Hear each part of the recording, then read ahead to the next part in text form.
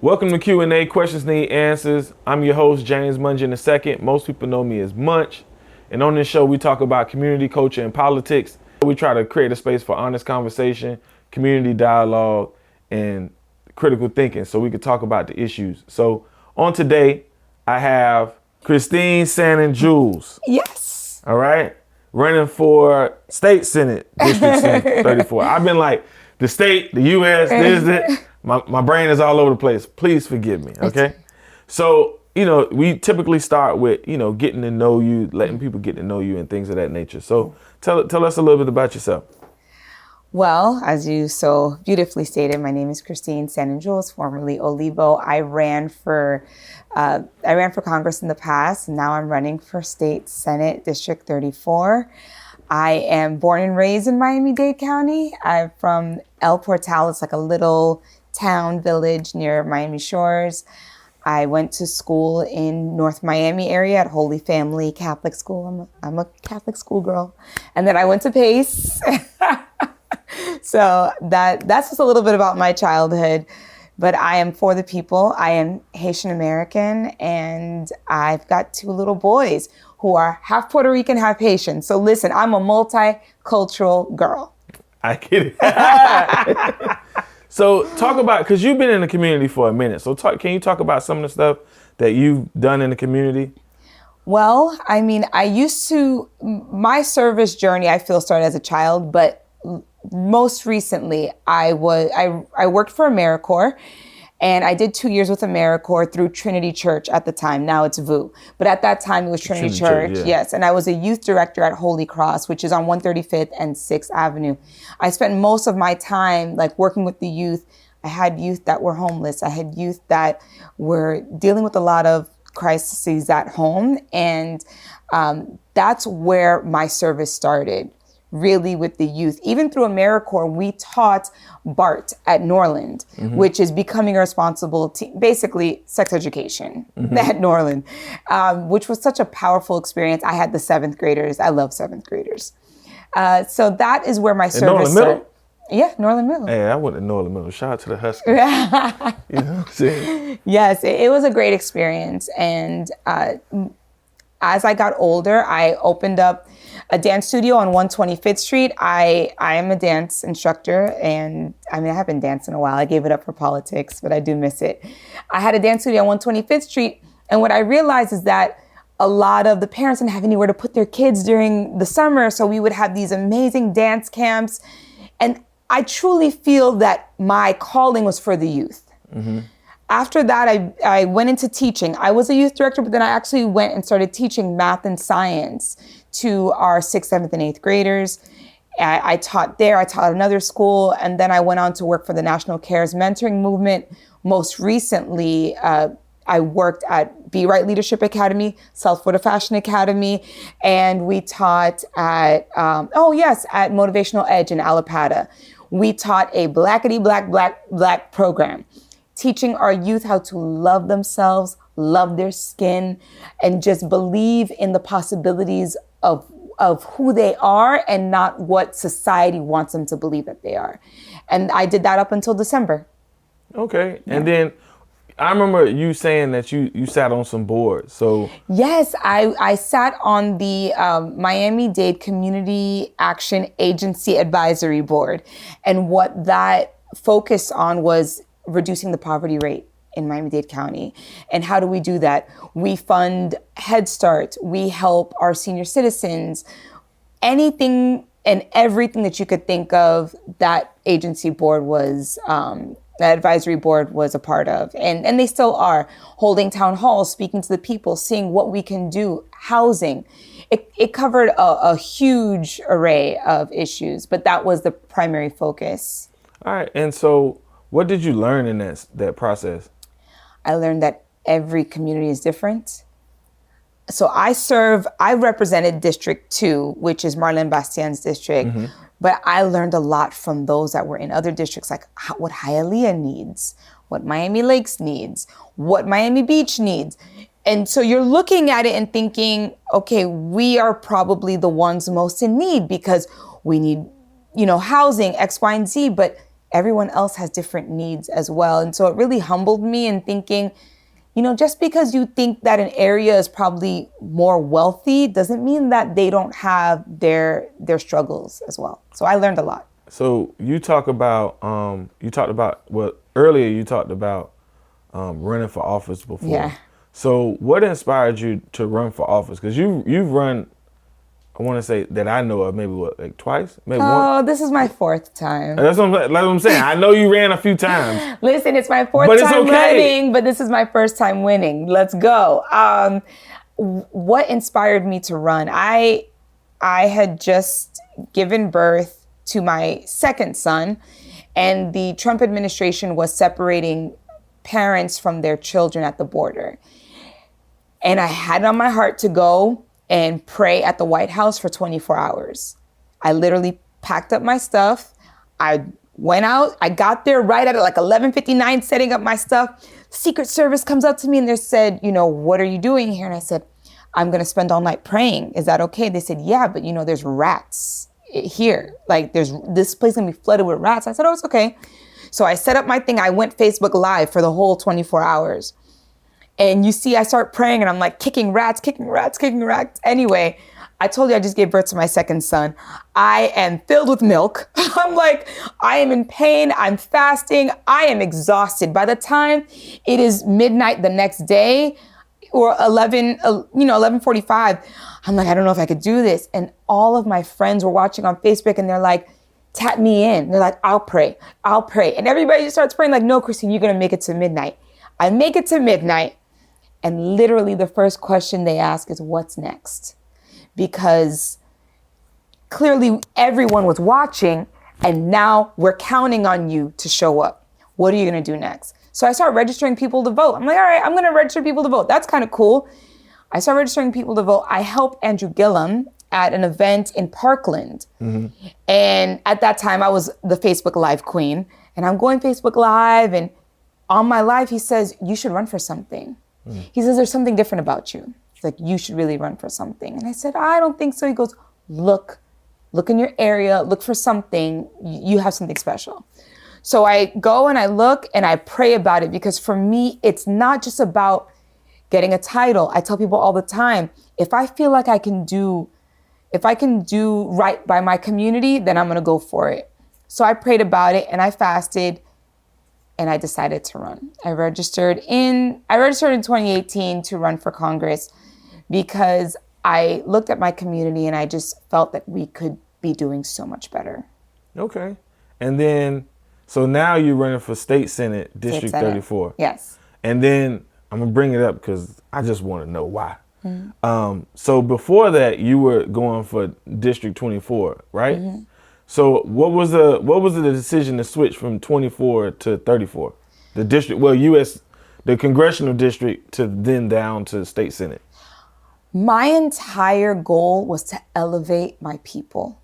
That has always been my goal. Mm-hmm. And by my people, I mean Black people. Mm-hmm. When I look out and I see my people, I just want us to do better. When I saw that 24 was now an open seat, mm-hmm. and a lot of different people were going to be running and we were going to have a lot of different options, I said, you know what? I think that I'm going to let them have this.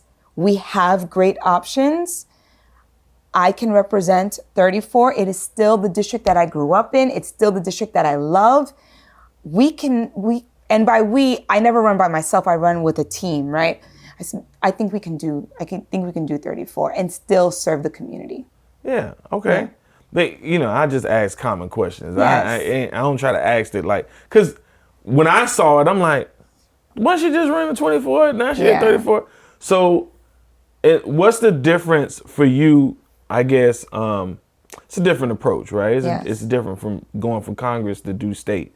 So, what are some things that you're looking forward to or prioritizing in 34? I want my legacy to be that in my time of serving in Tallahassee, that I reduced the poverty rate in District 34. Mm-hmm. I want there to be more jobs. I want there to be more home owners, more business owners. I want to look out. I want to be able to step out in the street and look out and say, we're doing good.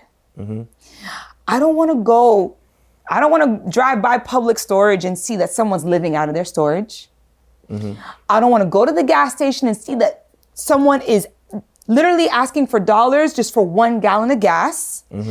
I don't want to go to my son's school to see that the kids are looking forward to going to school just to eat lunch. I don't want that anymore for us. Not for us. We have lived in this impoverished, not just a mindset, but also in a lifestyle for too long. And it just feels like it doesn't matter how many steps forward we take, we're taking 10 steps back. And it's frustrating.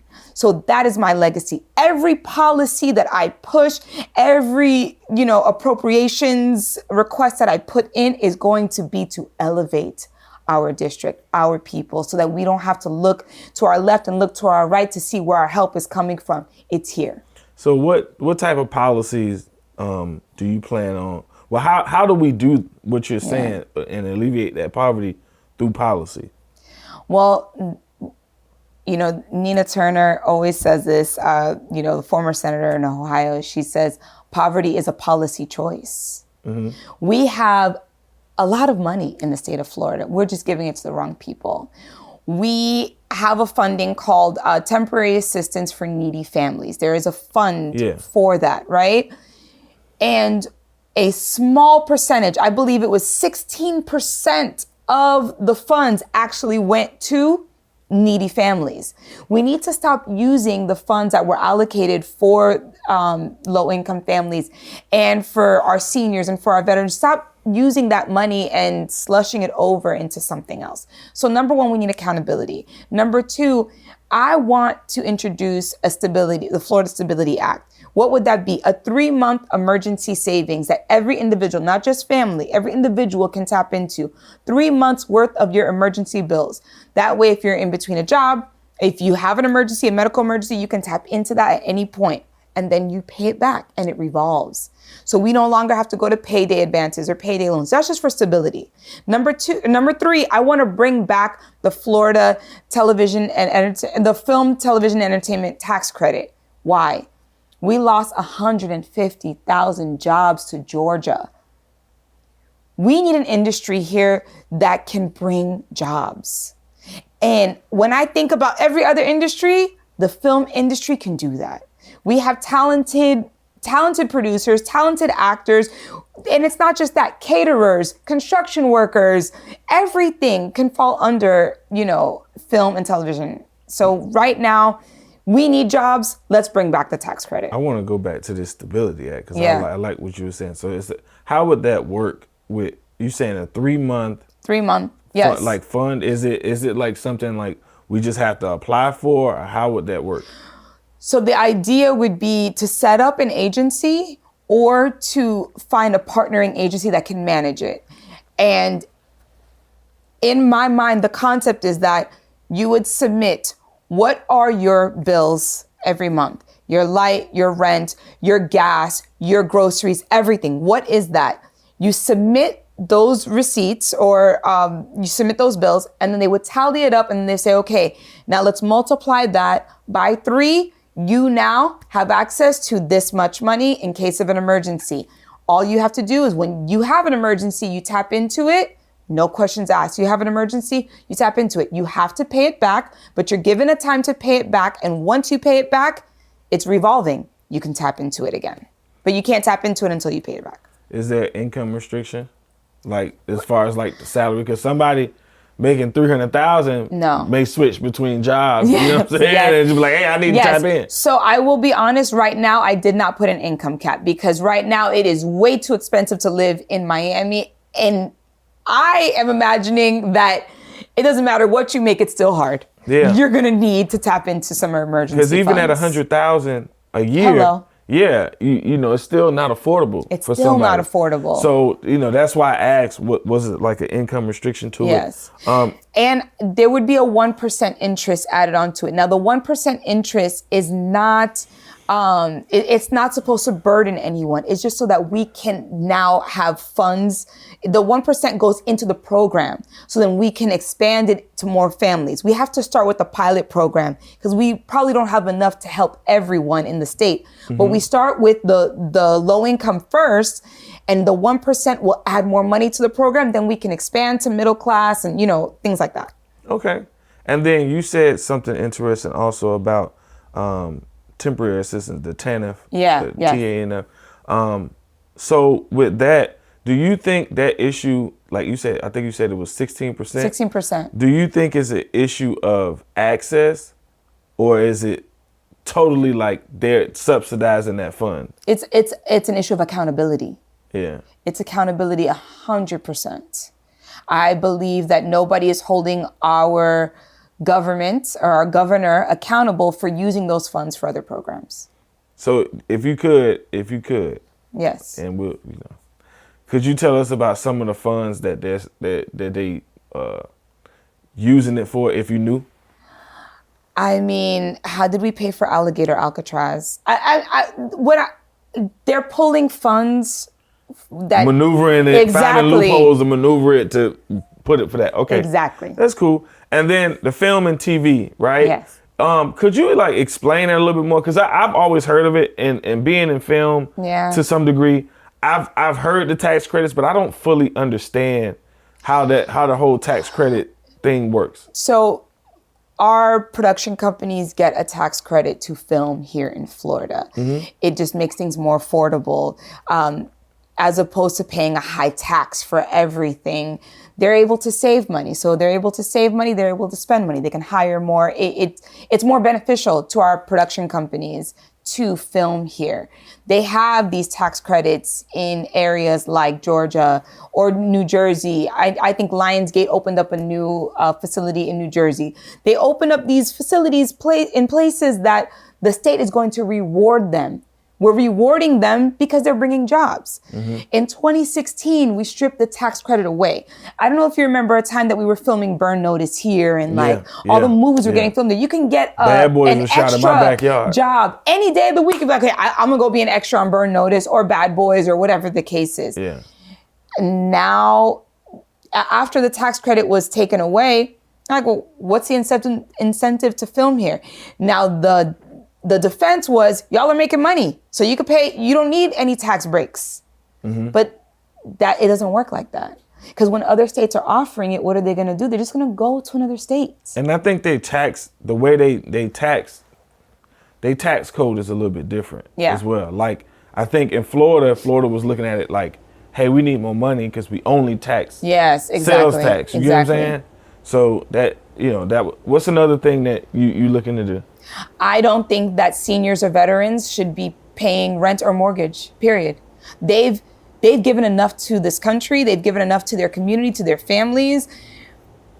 My uncle, he passed, but before he passed, he lived right by Jackson Memorial Hospital in a nice new apartment building. His rent was $1,700. His Social Security was $1,100. The math is not mathing. And he on a fixed income. He's on a fixed income. So my brother, myself, my mom, we had to put in because, my uncle didn't have any kids. We had to put in to pay the rest of his rent. Yeah. So what does he have left for food or for anything else? Yeah. I don't believe that should be the case. I think we should cover them, and we have the Sadowski Fund, which has been used as a slush fund for years. Yeah. But there's a provision in there for seniors, and we haven't used it. I would like to amend that. Well, first for accountability, but second, let's add our veterans to it. Let's take care of our seniors. Let's take care of our veterans, period. And let's hold our governor accountable for not using it as a slush fund. Yeah, that's crazy. I work at a food pantry, so I see a lot of vets. Yeah. You know what I'm saying? And a lot of vets are on the street. Yes. I'm not gonna say what reason. I'm not gonna speculate and make a generalized statement, but I've spoken to some that say, rent is just too expensive. You know what I'm saying? And one of them told me straight up was like, I was in a war. We was essentially in the same situation on the battle zone. So Yeah. I could do this, it's where he's Jesus. comfortable at, you know what I mean? And a lot of them have issues because of, what they've experienced. So I wanted to know something else. What is your stance on mental health, and is there anything you could do on that note for mental health in the state? Well, I'm fighting for free telehealth care for everyone in the state. I am a Medicare for all kind of girl, but I understand that we have to take baby steps. It's a Republican majority, but telehealth care, and that would include mental health. You should be able to pick up a phone and talk to a therapist at any time. And like you should be able to pick up your phone and talk to a doctor at any time. I think that is a first step to having access. I will be very honest. I am really huge on therapy. My kids were in therapy. They can't be in it anymore because it was $150 a session. I know how that go. My son. I paid it before.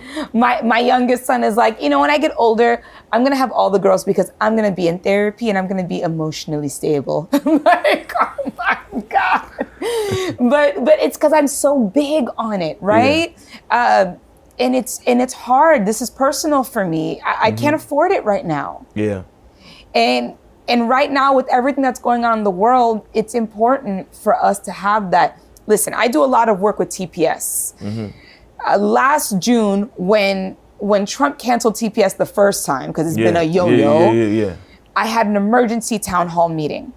At that moment, I decided we're going to take this to every city we can. We took it to 14 cities, all the way up to Belgrade. Yeah, because I think you run an alarm on the young lady that passed away. Yes, the woman I that did. passed, yeah. You're absolutely right. I'm very active with that. What I realized is every town hall I had a mental health professional at.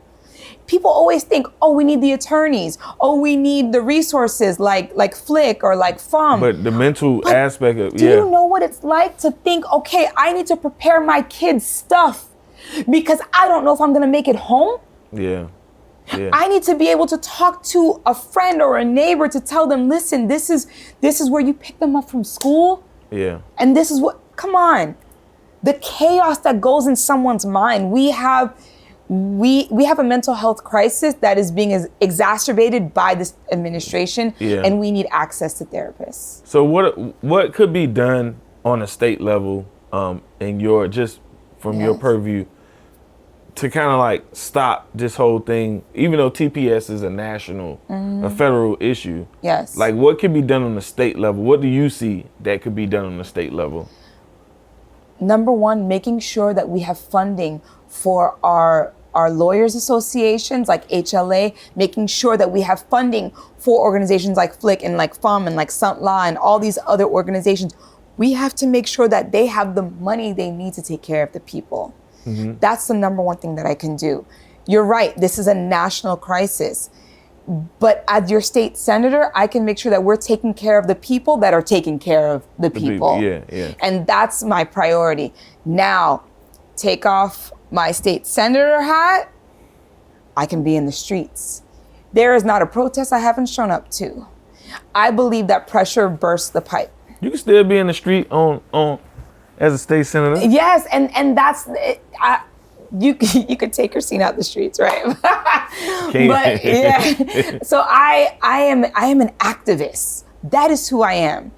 That is who I am at my core. Because when something is wrong, we say it's wrong and we let the world know that it's wrong. I will stand 10 toes down for our migrant community, all migrants. And I will make sure that we get them the help that they need. And I will work with our federal partners, whoever makes it into Congress, I'm gonna work with them to make sure that we can get a true pathway to citizenship, because some of these migrants are more American than Americans. Yeah. They go work, pay their bills, you know what I'm saying? And, do what they're supposed to do, Yes. well-to-do citizens. So what is your plan if you was, I don't like to say if, I like to say when, right? Yeah. So when you're elected, what would you do during the first session? Forget the first session. I already told a good friend last week, Keisha. She called me. She's like, "All right, let's do this." So we need a town hall on the 19th, August 19th. I said, I went on the 18th. We are doing a town hall next week. I'm not waiting until session.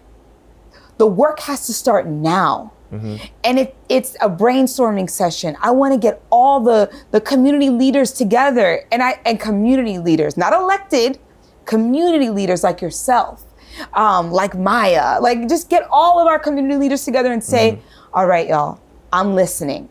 What's the plan? Because I've got a plan, but I want to know what the people want. So we're going to have a town hall immediately. And then I want us to figure out what we can do together as a community that does not require a law to be passed or resources to come down. What can we do collectively that we can start right now? That's a good answer. Yeah. I ain't never heard that one. Yeah. You know, in all the interviews I've done, I haven't heard somebody say, well, as soon as I get elected, I'm gonna have a town hall. Yes. That's the first. That's the first. So I want you to look in this camera right here. Yes. Give your pitch as to why everybody should vote for you. Thank you so much for having me today. Once again, my name is Christine Sanon Jules Olivo, running for District 34, and you should vote for me because I am you. If you are a mother that has had to fight to keep a roof over your children's heads, I am you. If you are a daughter that has had to take care of an elderly loved one, I am you. If you are a small business owner that has tried to figure out where you're gonna find money to keep your business open, I am you. If you are a Black woman that is overeducated and underpaid, I am you. If you want someone that's gonna go to Tallahassee and see you every time I look in the mirror, then I encourage you to vote for number 98 on your ballot, Christine Sanon Jules Olivo. Thank you. If you haven't already, follow, like, and subscribe on YouTube. Q&A, questions need answers. You'll see all the interviews from all the candidates that we've interviewed so far. We try to do our best, like I said, like I always say, we try to do our best to make sure that we gave gave everybody the chance to, you know, showcase why you should vote for them. And this is just another example of that. So follow, like, and subscribe on YouTube. Q&A, questions need answers. Instagram, join Q&A. That's Q-N-A, the actual letters. Okay. And then Facebook is Q&A, questions need answers. So holla at me. I'll see y'all later. Peace.